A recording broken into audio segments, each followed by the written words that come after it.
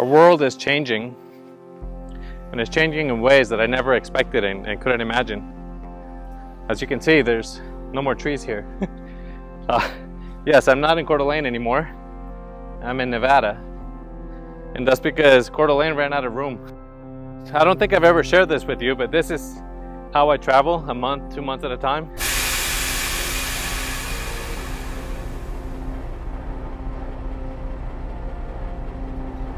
I have my office, I have my house basically, and everything I need to make videos and to take pictures, especially if I'm going out doing a long shoot. But every RV park in Coeur d'Alene was full.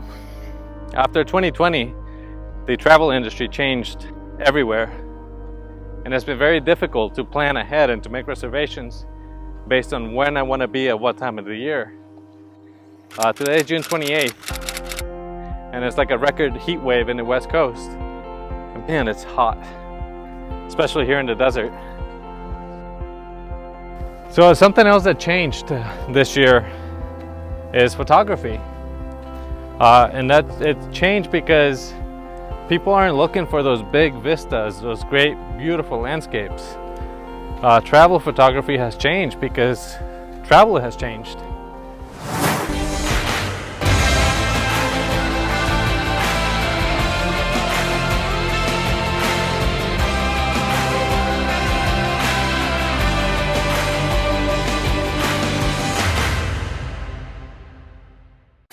So this is how I travel most of the time. So this is my motorhome.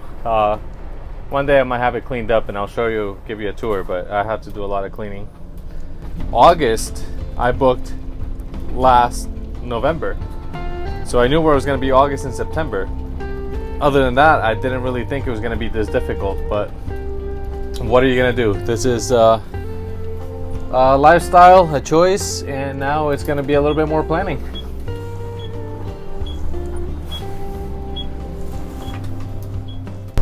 This week's been a little difficult because of the weather.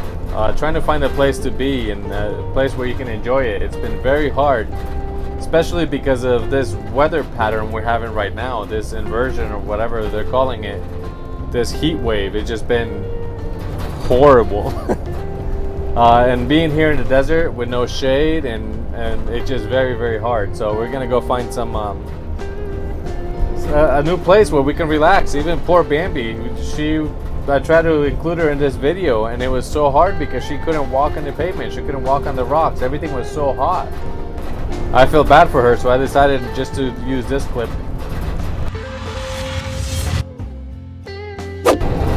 So this is northern Nevada. Just wide open, flats, mountains, a little bit of everything. One of the biggest things here is mining, gold mining. There is a lot of gold in these mountains.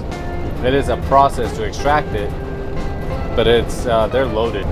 But the landscape here, even though it might seem boring to a lot of people, it has its own character, its own interest. It's very pretty, especially with early morning or sunset. I mean, there's just got a lot of character here in the mountains, and it's a lot different. Northern Nevada is a lot different than Southern Nevada, or even close to Carson City or Reno or Verdi, which is close to the California border.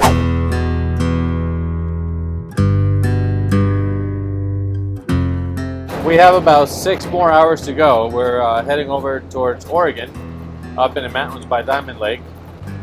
There's one more piece of this highway that I want to show you because to me it's kind of freaky coming down 140. I don't like heights. Coming down is not as bad as going up. The problem is driving a vehicle like this. You don't have a lot of control, or as much control as you would think. And there's always the possibility, because of the weight, that you could lose your brakes or you could lose something. So something like that is a little bit scary, even just to kind of wrap your mind around something like that being able to happen.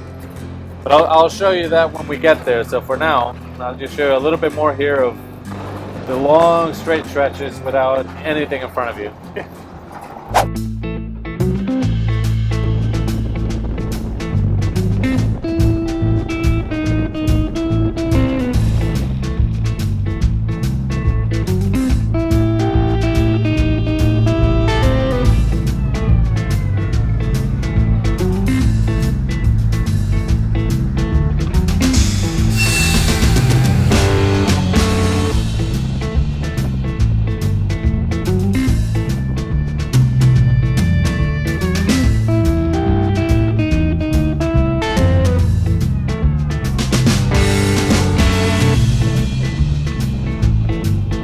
So you might be wondering why I say you don't have a lot of control when driving a big motorhome, because you would think they're very safe and whatever. And the main problem I've found when driving something this big is your stopping distance.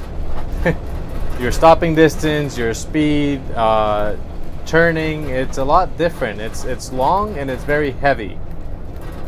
And that's something that it is a little bit difficult to get used to. I've been driving this, I think I have a total like 50,000 miles, 50,000 miles of driving experience on a motorhome. And it's not a lot. It's more than most. But it does take a little bit of practice. And this one specifically has air brakes. I upgraded to this motorhome last year. And it was a learning curve because this is my first diesel pusher, my first vehicle with air brakes, and it weighs 32,000 pounds. Apparently it is a federal law that if your vehicle weighs more than 26,000 pounds, you need a Class B driver's license. And in some states, you need to have your air brake endorsement. Check it. I don't know which states required it, so I got mine. I passed the test. It was, once I knew what they wanted, it was easy. It took me 2 tries, but I got it.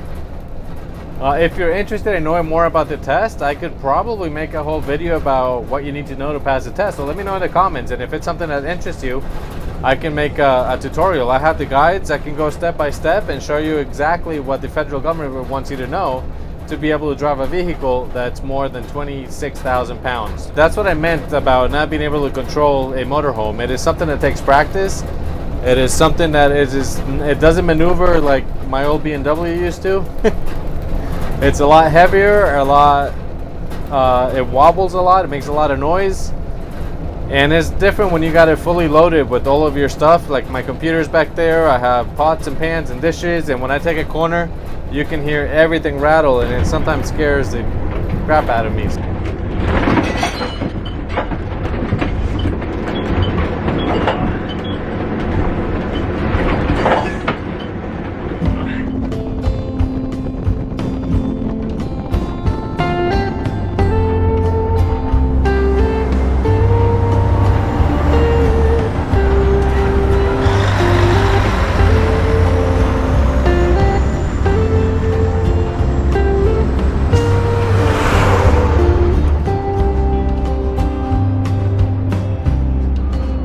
Something that became very popular this year because RV parks don't have space and it's really hard to plan ahead is boondocking. And that's when you just go and you park in the desert, in a national forest, anywhere where you can find a parking spot and camp out there for the weekend. And that's fine. I mean, I'm self-contained. I could be here for well over a week. I have a generator, so everything would be great. The problem is keeping up with the videos. I've been trying to make a video a week, and it takes me close to 20 hours to edit a video, 16 hours to edit it in English, and then 4 hours for the Spanish version. And it takes me this long because I shoot everything in RAW, so everything has to be color graded. Sound effects, music. I try to keep clips short to keep the attention there.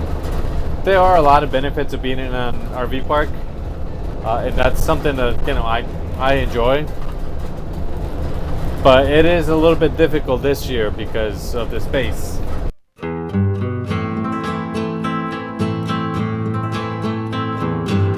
So we made it up onto some of the mountains here, very close to the mountains. It looks like the snow just melted maybe about a month ago, so everything is very green and fresh.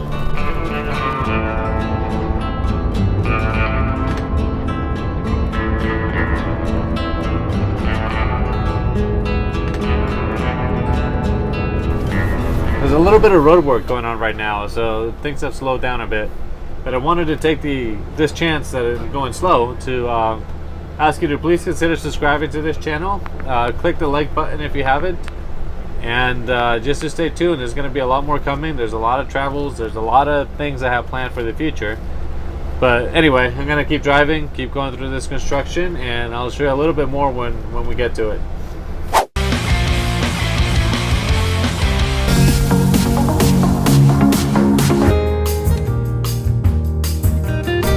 We're getting pretty close to the turn here, and then I'll show you that section in Highway 140 that I am not looking forward to. I'm making sure I got my engine brakes on. It's a 3-mile, very steep grade, so I want to make sure that everything is ready to go. The last thing I need is to end up without brakes here. Okay, I checked everything. Everything looks good, so I guess we're ready to go.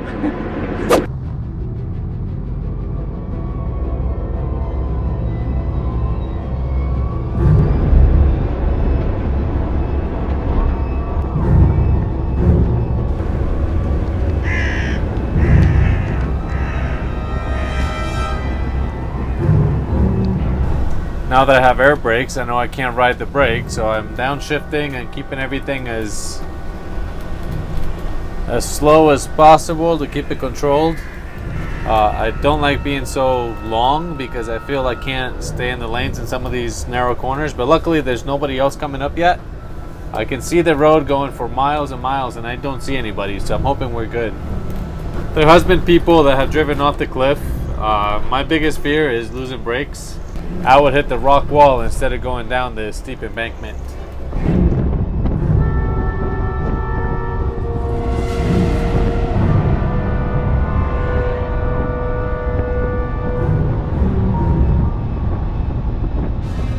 So we got 4 more hours to go and we're still in the desert. There's nothing more, just desert, desert, desert. We're in Oregon now. And this is Eastern Oregon, so there's a lot of desert here too. We will make it over there here shortly.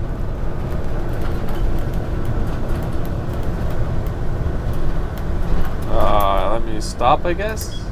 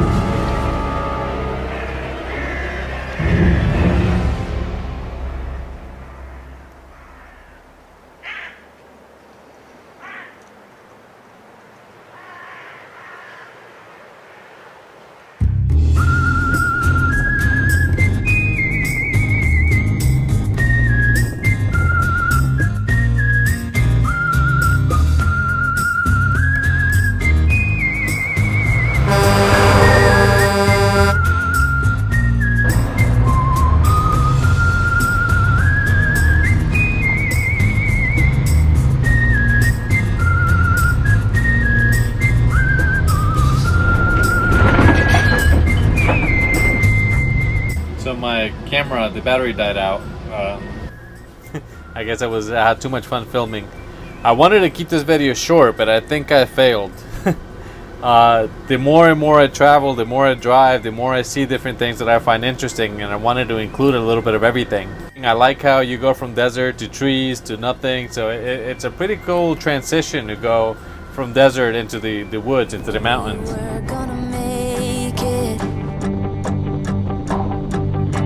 He promised we would find the time, dreaming for eternity. I think that's it. I'll show you a little bit here at the end. I want to do a little bit more, and I want to leave you with some of those pictures I took in Nevada. Some of those more simple landscapes, something that's just a little bit more simple, less clutter, just a little bit easier to compose and shapes and shadows and stuff like that. But I think that's it. Thank you very much for watching. Don't forget to like, share, subscribe, and we'll see you next time. Bye.